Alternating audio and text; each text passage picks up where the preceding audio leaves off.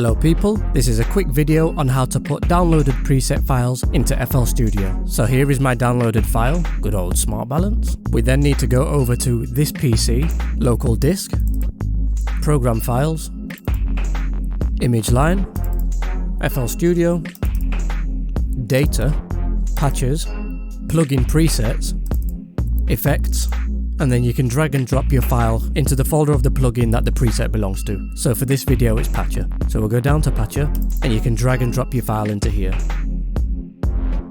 Or you can make a designated folder for specific presets if you wish. So just for the video we'll name this folder presets.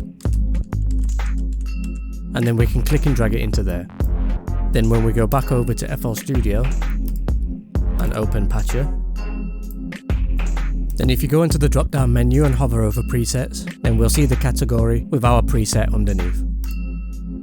You can also go to the drop down menu at the left, click on plugin presets, effects, and scroll down to Patcher, where you'll find your folder and your preset, which you can then click and drag onto the channel you wish to use it on.